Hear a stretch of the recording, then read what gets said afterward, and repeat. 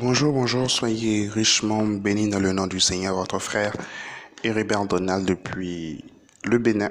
Je suis content de vous retrouver encore ce matin dans ce temps de partage. Nous sommes toujours dans notre série le combat de la destinée, le combat de la destinée. Mais avant cela, avant de rentrer dans ma courte exhortation de ce matin, je sais que c'est un jour férié, vous êtes sûrement en train de vous reposer, raison d'ailleurs pour laquelle j'ai un peu poussé l'heure, parce que je sais que vous n'allez pas vous réveiller aussi vite que les jours où vous êtes au travail. Alors, je voudrais vous souhaiter une joyeuse fête de Pâques, que vraiment ce deuxième trimestre de l'année qui commence avec la célébration, la commémoration de la résurrection de notre Seigneur Jésus, soit un trimestre où vous expérimentez véritablement la vie de Dieu dans tous les domaines de votre vie. De la même manière qu'il n'est pas resté dans le tombeau après le troisième jour. Je prie que ce trimestre soit un trimestre où chaque chose qui était morte, chaque chose qui était affaiblie, chaque chose qui n'existait déjà plus dans votre vie, reprenne vie dans le nom de Jésus. Je prie que l'esprit de vie, qui est l'esprit de Jésus, redonne vie à votre travail, redonne vie à votre foyer, redonne vie à votre destinée dans le nom de Christ Jésus. Peu importe les attaques qui parlent contre votre vie, peu importe les autels qui parlent contre votre vie, la Bible dit que le sang de Jésus parle plus fort que le sang d'Abel. Et le sang d'Abel est le sang de la condamnation, pendant que le sang de Jésus est le sang de la justification. Alors je prie pour vous, dans le nom de Jésus, que le sang de Jésus vous protège, vous garde de toute attaque du malin, de toute attaque de l'ennemi, dans le nom de Jésus-Christ de Nazareth. Que ce trimestre soit un trimestre de percée surnaturelle, au nom de Jésus. De la même manière que la Bible dit dans Marc chapitre 16, alors que ces femmes s'approchaient du tombeau de Jésus et se demandaient qui allait leur rouler la pierre qui était sur le tombeau. Mais la Bible dit, en levant les yeux, alors qu'elles se posaient encore la question de savoir qui allait rouler la pierre, en levant les yeux, elles virent que la pierre était déjà roulée. Je prie pour vous, dans le nom de Christ Jésus, que avant que vous ne leviez les yeux, avant que vous ne puissiez vous poser des questions par rapport à votre vie, par rapport à votre destinée, par rapport à l'histoire de votre vie, par rapport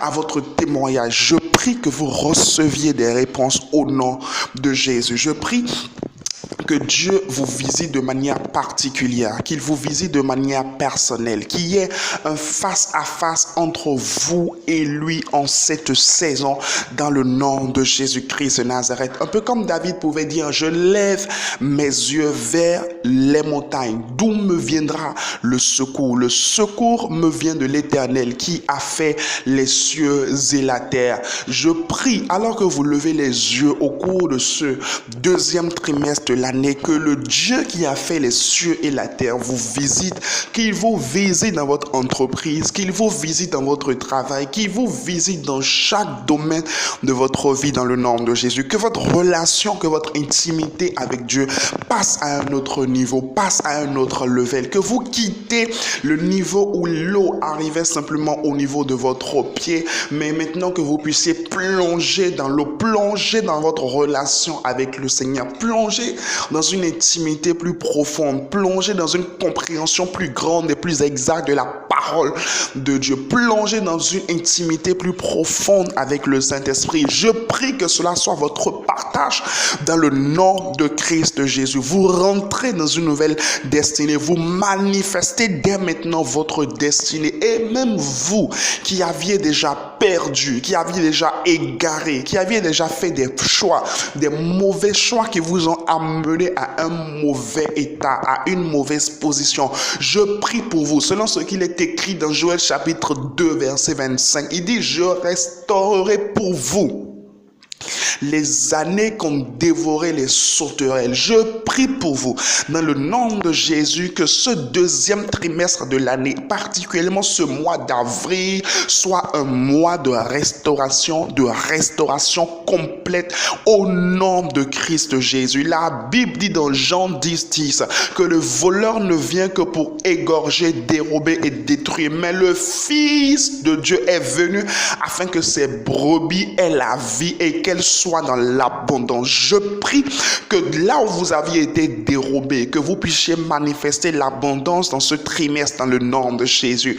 Là où on avait volé, on avait pris, on avait extirpé ce qui est à vous, ce qui est à votre destinée, ce qui est à votre histoire, l'étoile qui est sur votre vie, là où elle avait été dérobée, elle avait été extirpée, vous aviez été abusé dans un domaine ou dans un autre de votre vie. Je prie que Dieu vous restaure complètement dans le nom de Jésus. De la même manière que nous avons été pleinement repositionnés, pleinement restaurés, pleinement rétablis en Christ Jésus. Je prie que vous puissiez manifester cette restauration complète et véritable au nom de Jésus. Celui qui dit Amen, cela est votre partage dans le nom de Christ Jésus. Amen.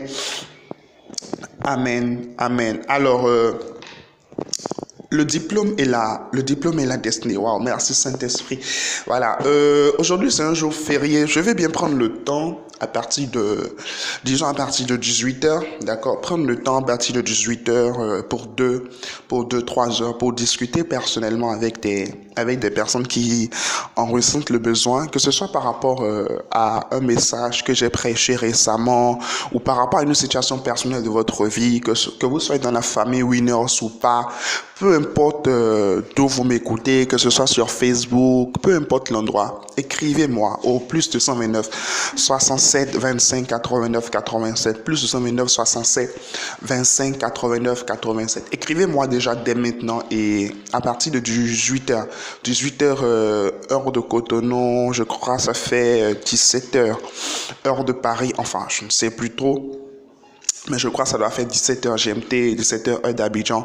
Donc, écrivez-moi déjà maintenant et à partir de 18h, on pourra s'appeler pour discuter, pour prier ensemble par rapport à certains sujets, à certains points de votre vie. Alors, le diplôme et la destinée, je ne vais pas être très long.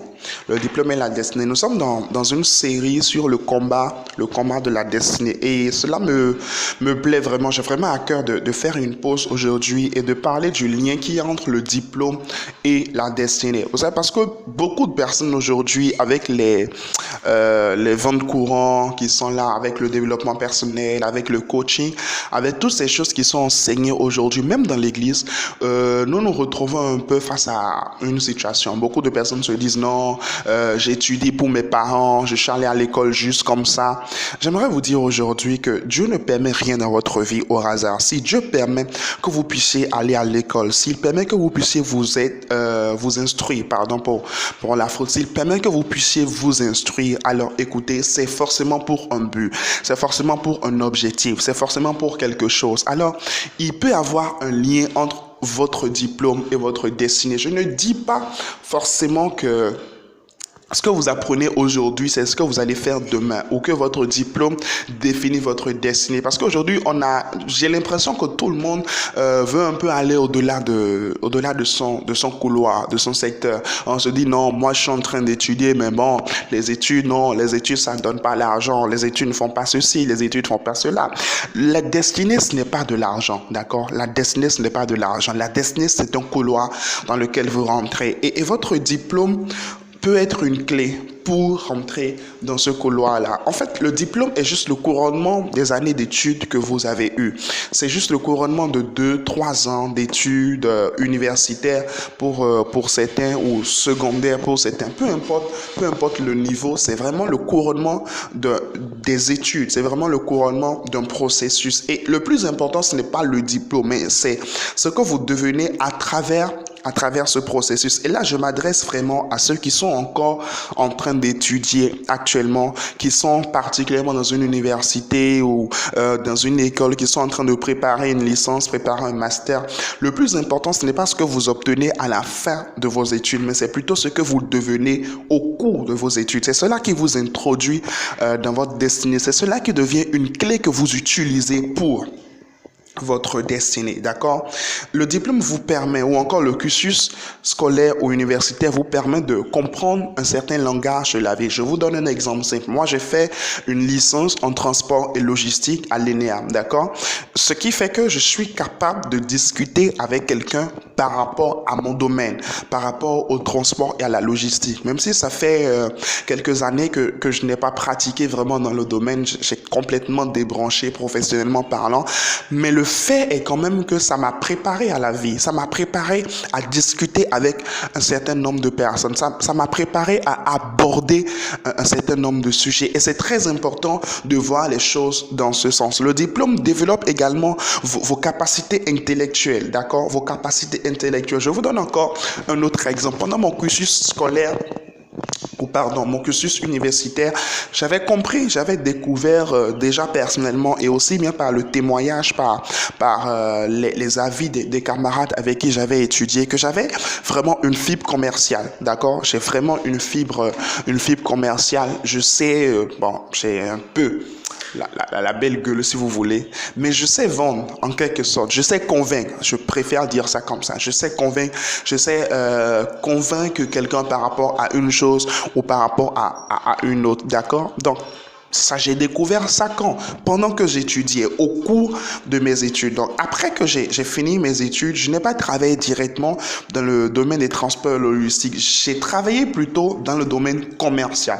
Vous voyez? Mais le fait que j'ai une licence, peu importe le nom, l'employeur, à un moment donné, il ne veut pas forcément savoir le nom de votre licence, le nom de votre ceci, le nom de votre cela. Non, mais c'est plutôt la fibre qui est en vous. Même personne ne croira en cette fibre s'il n'y a pas un diplôme qui l'accompagne. C'est très, très important de comprendre les choses de cette manière et de ne pas rejeter simplement ces années, tout comme si elles étaient des années perdues de votre vie. Il y a forcément quelque chose que vous pouvez gagner au travers d'un cursus universitaire, au travers d'une formation. Maintenant, pour votre destinée, au-delà du diplôme, il faut vraiment penser qualification. Il faut penser qualification dans le sens où il ne suffit pas simplement d'avoir un papier. Il faut savoir faire quelque chose. Il faut savoir accomplir quelque chose. Et par rapport au changement qu'il y a aujourd'hui dans le monde, par rapport à l'évolution dans le monde, vous allez devoir vous ajuster. Je prends toujours mon exemple. Quand j'ai travaillé un an en tant que commercial, aujourd'hui, je travaille en tant que rédacteur web freelance. Et rédacteur web freelance, en fait, c'est quoi? C'est écrit pour Internet, mais également parfois écrit pour vendre. Surtout ça, écrit pour vendre, attirer l'attention du lecteur pour l'amener en quelque sorte à commander sur le site web du client ou à s'intéresser au service du client. Et pour cela, au-delà des compétences simples qu'il faut pour la rédaction web, il faut une petite fibre commerciale pour savoir amener une personne qui commence à te lire d'un point A à un point B et obtenir de lui une action que tu veux par rapport à ce que tu as écrit. D'accord? Donc, le diplôme m'a permis d'être introduit dans le monde professionnel et en découvrant mes capacités personnelles, mes capacités intrinsèques, je les ai en quelque sorte développées. Mais ce n'est pas tout. En fait, le fait même de rentrer dans la vie professionnelle m'a permis de me connecter également à d'autres personnes. Et ça également, c'est le point que j'aborde avec vous ce matin.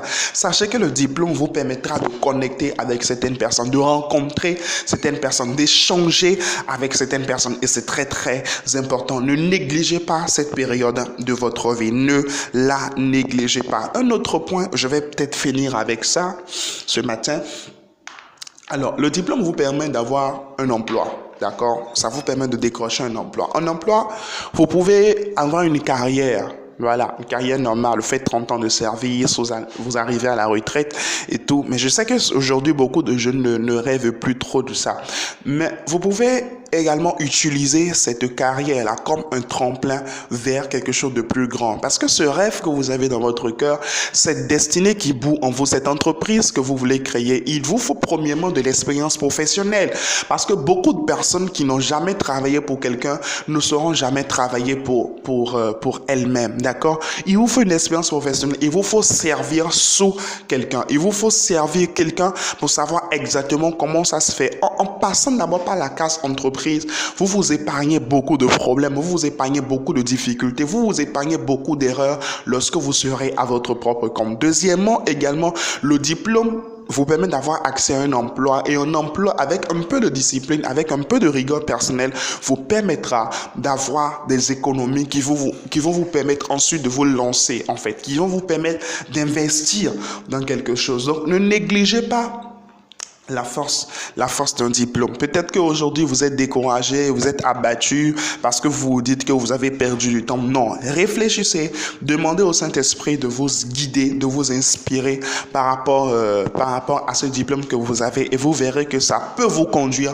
quelque part, ça peut vous amener quelque part. Vous allez devoir peut-être faire des formations complémentaires, vous allez devoir être un autodidacte et apprendre dans certains domaines, avoir des notions complémentaires, mais le diplôme reste la base pour pouvoir y arriver. Alors, je vous encourage à prendre soin de votre diplôme, à prendre soin de votre emploi, à prendre soin de vos études.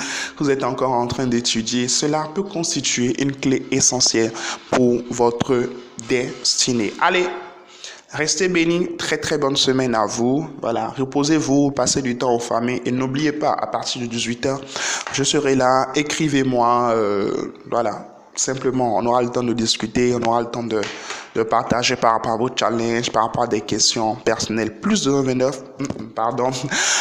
129 507 25 89 87, c'est mon contact. Restez bénis et très bonne semaine.